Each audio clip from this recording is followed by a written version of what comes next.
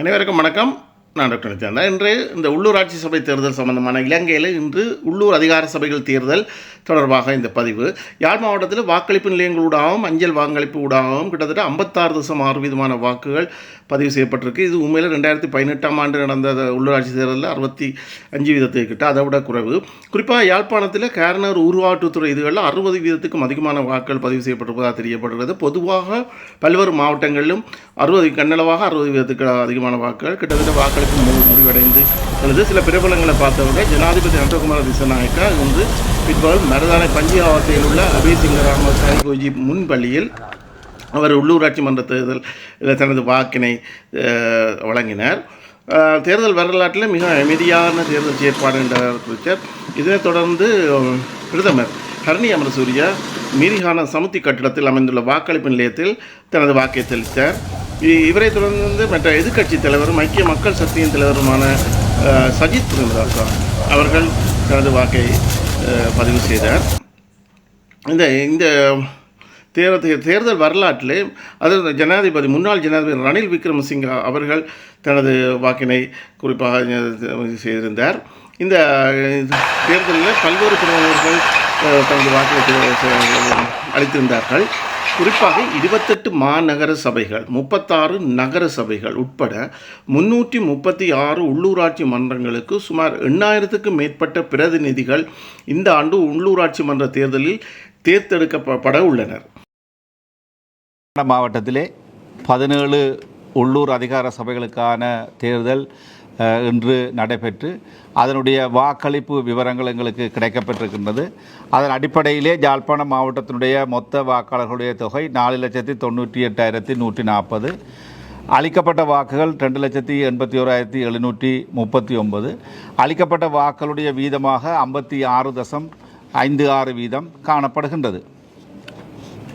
அந்த வகையிலே யாழ்ப்பாணம் மாநகர சபையினுடைய வாக்களிப்பு வீதமாக 51.95%, வல்வெட்டித்துறை நகர சபையினுடைய வாக்களிப்பு வீதமாக 50.32%, பருத்தித்துறை நகர சபையினுடைய வாக்களிப்பு வீதமாக 59.24%, சாவச்சேரி நகர சபையினுடைய வாக்களிப்பு வீதமாக 56.57% காணப்படுகின்றது.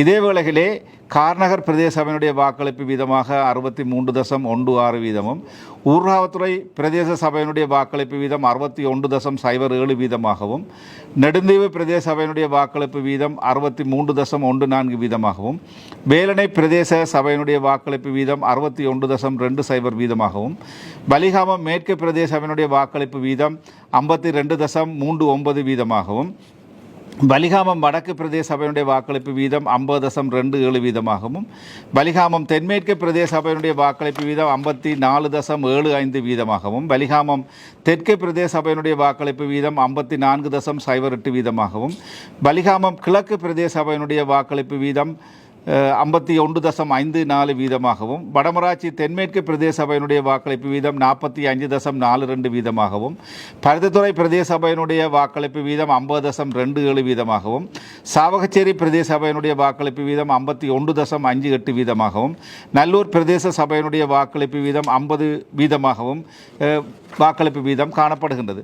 இதே வேளையிலே தபால் மூல வாக்களிப்பு யாழ்ப்பாண மாவட்டத்திலே 21,064 பேர் வாக்களிப்பதற்கு தகுதி பெற்றிருக்கின்றார்கள். அந்த வகையிலே 20,873 பேர் தபால் மூல வாக்கை அளித்திருக்கின்றார்கள். அந்த வகையிலே 99% வாக்குகள் தபால் மூல வாக்குகள் யாழ்ப்பாண மாவட்டத்திலே அளிக்கப்பட்டிருக்கின்றது. இதே வேளையிலே 17 உள்ளூர் அதிகார சபைகளுக்கான தேர்தல் தற்போது நடைபெற்று முடிவடைந்திருக்கின்ற நிலையிலே வாக்கெண்ணும் பணிகள் 243 வட்டாரங்களிலே வாக்கெண்ணல் பணிகள் ஆரம்பிக்கப்பட்டிருக்கின்றன. யாழ்ப்பாணம் மாவட்டத்தினுடைய பல வாக்கெண்ணல் நிலையங்களிலே தபால் மூல வாக்கெண்ணல் ஆரம்பிக்கப்பட்டு முடிவுறுத்தப்பட்டிருக்கின்றது. அதே வேளையிலே ஒரு சில பிரதேச சபைகள், குறிப்பாக நெடுந்தீவு பிரதேச சபையினுடைய வாக்கெண்ணல் நிலைமை முழுமையாக முடிவடைந்திருப்பதாக அறிக்கைகள் கிடைக்கப்பட்டிருக்கின்றன. அந்த வகையிலே தற்போது தபால் மூல வாக்கெண்ணல் செயற்பாடுகளும் ஏனைய வாக்கெண்ணல் செயற்பாடுகளும் அனைத்து வாக்கெண்ணல் வட்டாரத்துக்குரிய வாக்கெண்ணல் நிலையங்களிலே ஆரம்பிக்கப்பட்டு நடைபெற்று கொண்டிருக்கின்றது. அவர்களுடைய வாக்கெண்ணல் பெறுபவர்கள் அந்தந்த வட்டாரங்களிலே வெளியிடப்பட்ட பின்னர் எங்களுடைய மாவட்ட செயலகத்திலே அவர்களுடைய பெறுபேற்று அறிக்கைகள் எங்களுக்கு கையளிக்கப்படும். யாழ்ப்பாணம் மாவட்டத்திலே இந்த உள்ளூர் அதிகார சபைகள் தேர்தல் தொடர்பாக இதுவரையிலே 302 முறைப்பாடுகள் பதிவு செய்யப்பட்டிருக்கின்றன. இன்று மட்டும் 140 முறைப்பாடுகள் எங்களுடைய முறைப்பாடுகளை முகாமை செய்யும் நிலையத்திற்கு கிடைக்கப்பட்டிருக்கின்றன. அது தொடர்பாக எங்களால் தொடர் நடவடிக்கை மேற்கொள்ளப்பட்டு வருகின்றது.